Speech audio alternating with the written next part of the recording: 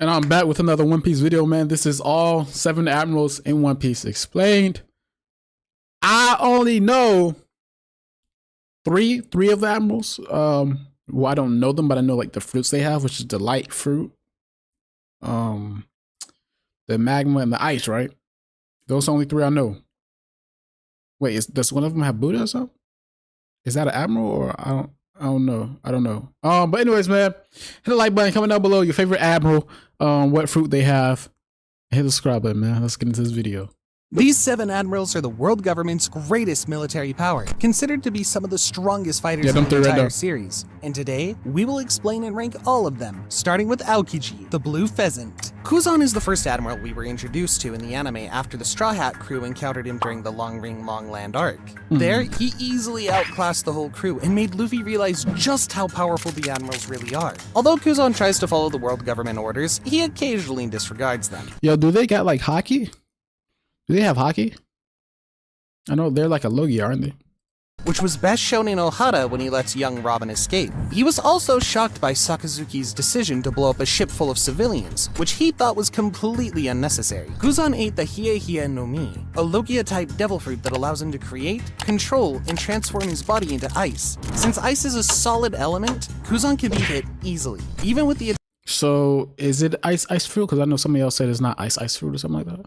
attacks not infused with hockey. However, these attacks cannot harm him in any way. Instead, his body would just shatter apart when struck, only to effortlessly reform seconds later. Kuzan is also able to form constructs out of ice. For example, in combat, he can create weaponry, primarily forming swords and spears, but he can also make more advanced things, like a giant pheasant to send flying at enemies. An interesting thing about Kuzan is that he's one of the few devil fruit users who can bypass the weakness of falling into the sea. He can achieve this by freezing the sea before he can sink below the surface. Not only does this keep him from drowning, but it also lets him prevent enemies from escaping by sea, by freezing their ships in place or rendering the sea a solid battleground for entire armies to fight on. During the Summit War, Kuzan's power was well exemplified, with him engaging Whitebeard, the strongest man in the world, head-to-head and holding his own. He also battled Jozu, one of the Whitebeard's most formidable men, and defeated him with relative ease, completely incapacitating him for the rest of the war. Ultimately, Kuzan emerged from the war almost entirely unscathed, with nothing but a small bruise, which, when you think about the scale of this war, it's pretty impressive.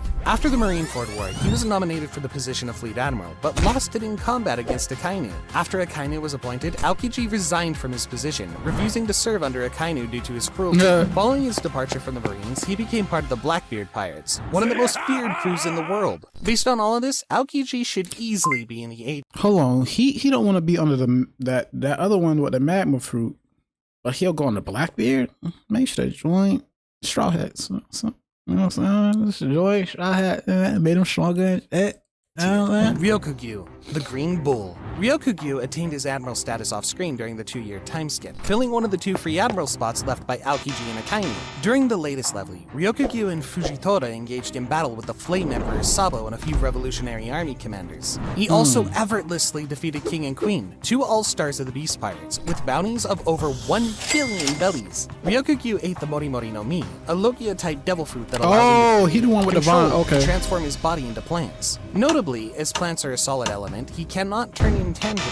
However, non-hockey attacks are still harmless to him, and he'll easily heal from any damage. The way he regenerates is also pretty interesting, as he regenerates by sprouting out of the ground and growing back into his normal self. When attacking the Beast Pirates, he turned his fingers into sharpened tree branches and freely grew them to impale dozens of enemies over a large area with ease. Additionally, his plants can rapidly absorb any liquid they touch, which includes dehydrating living creatures after impaling them, leaving them as shriveled husks. Furthermore, he appears to be able to taste the liquid he absorbs, as shown when he impaled a barrel of alcohol with a branch and remarked on its flavor. He can also perform really unusual feats with the plants that he generates, such as growing a giant flower on his back and using it to fly. It has also been shown that ordinary grass and flowers grow on any surface. Is he not with power? Yeah. He touches, resulting in him leaving behind a trail of plants wherever he walks. This was shown when Udon, which is known to be a barren and desolate area, was shown with greenery for the first time in many years. It's unknown if this is passively active or something he does on purpose, but it's cool nonetheless. Although Ryokugyu is obviously a very strong fighter, I don't really think he's on the same level as Aokiji, so I'll have to put him in B tier. Kizaru, the Yellow Monkey. Kizaru is the only remaining admiral from the previous trio, The yellow with monk- Aokiji leaving and Akainu being promoted. As with other admirals, Kizaru's mere presence is enough to cause mass panic and scare many weaker pirates. This was perfectly showcased on the Salbadi archipelago, where most of the supernovas fled upon seeing him. While on the island, Kizaru was able to overwhelm 4 of said supernovas, Hawkins, Uroge, X-Drake, and Appo, with no effort, defeating each of them in a single attack. Kizaru also engaged in a one-on-one battle against Silver's Rayleigh, the former right hand of the Pirate King, and one of the strongest swordsmen in the world. During their short battle, while Rayleigh looked very tired, Kizaru seemed calm, implying that if their fight continued, he would easily be able to defeat him. During the Summit War, he once again showcased his strength by battling several of Whitebeard's division commanders on equal footing, and later Whitebeard himself, whom he was able to seriously injure. Without a doubt, his greatest strength lies in his Devil Fruit, the Pika Pika no Mi, which allows him to turn his body into light. With it, he can move at light speed, allowing him to maneuver around the battlefield without his enemies being able to keep up unless they have sufficiently developed observation hockey. Kizaru also uses his light speed to repeatedly smash the subscribe button.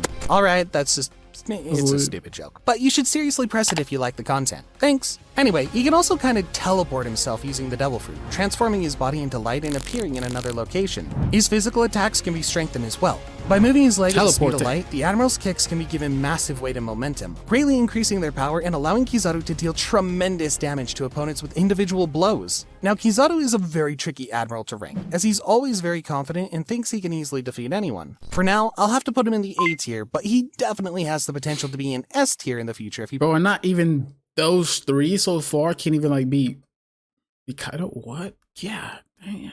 proves himself.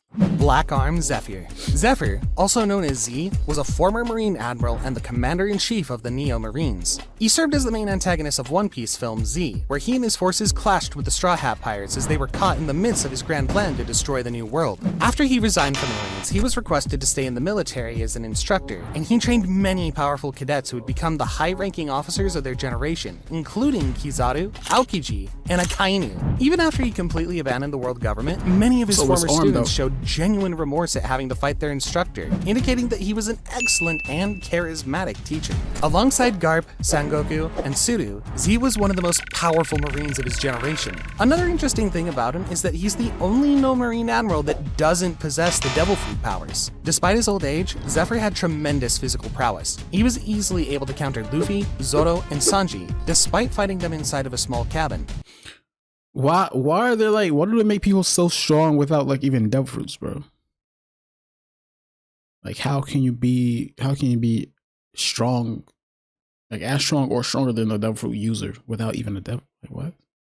With none of the 3 strongest Straw Hats able to land a direct hit. Since he didn't eat a Devil Fruit, he mostly relied on his hand-to-hand combat skills, using his physical strength and haki to fight. He could clash evenly against Luffy while in his Gear 2 form, and keep up with Kizaru for some time. He was aware of his age though, and after his final battle against Luffy, he admitted that he had grown old and weak. Since Zephyr is considered non-canon, and there isn't much information about his feats as an admiral, I'll unfortunately have to put him in C tier. Fujitora, the Wisteria Tiger. Same as Green Bull, Fujitora attained his rank off-screen, during the time skip. His justice motto as a Marine is humane justice, and his primary goal is to protect as many people as possible. He tries to never put innocent civilians in harm's way during conflicts, and avoids causing collateral damage with his attacks. Overall, he's a pretty good guy. He's also really strong as well, as he was able to fight Sabo to more or less of a standstill, emerging from a battle without a scratch. It was also evident that he didn't go all out in this battle, and merely stalled for time, which means that his actual power is way higher.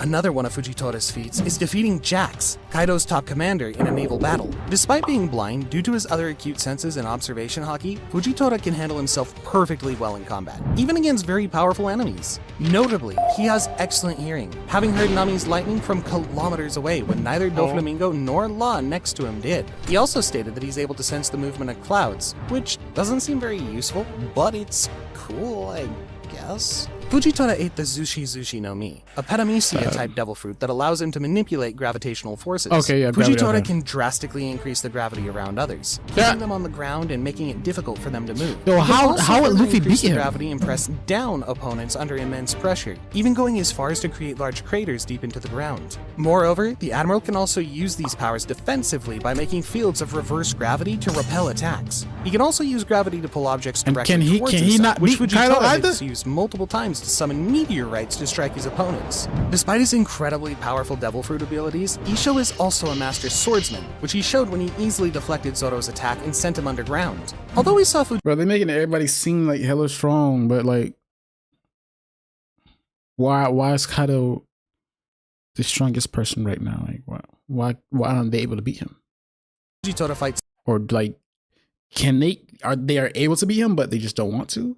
What's going on? Several times, it was never against seriously strong opponents. Therefore, for now, I'll have to put him in the B tier with Green Bull. Akainu, the Red Dog. Akainu is the current Fleet Admiral of the Marines and is believed by fans to be the strongest current admiral in the story. Sakazuki has command over the entire Marine organization, from ordering all soldiers and officers as he sees fit to issuing a buster call on any island he deems to be a threat. His only superiors are the world government's Commander-in-Chief Kong and the Five Elders. Akainu is an adamant believer in absolute justice, and he believes that all evil should be eradicated even if it requires sacrificing innocent lives in the process. He is incredibly rigid and absolute in his beliefs, showing little compassion for anyone or anything, and is ruthlessly willing to do whatever it takes to serve his own goals, no matter the cost. Because of this, Akainu is by far the most ruthless out of the three pre-time Can he not be Kaido? During the Buster Call attack mad, on Ohara, Sakazuki's beliefs led him to go as far as destroying a refugee ship full of innocent people and Marines simply because of the slight possibility that a scholar could be hiding on board. Sakazuki's logic was that if even one of the scholars of Ohara had escaped, the entire mission would have been a failure. During the Summit War, Sakazuki's fighting prowess was well established against Whitebeard, whom the Admiral matched up to in a head-to-head confrontation. While Whitebeard managed to gain the upper hand and deliver a serious blow to Akainu, the Admiral managed to melt off half of Whitebeard's face in the exchange. Further during the war, Sakazuki proved himself firmly superior to Ace, effortlessly overpowering him in a clash and killing him afterwards. Ultimately, Sakazuki proved to be unstoppable, and not even the combined efforts of Jinbei, Marco, and Vista could do anything more than slow him down. It was only when Shanks arrived and personally engaged Akainu that he finally stopped fighting. We didn't see much of Akainu. It doesn't seem like he got like hockey or anything, bro. If he got hockey, bro, it's over with.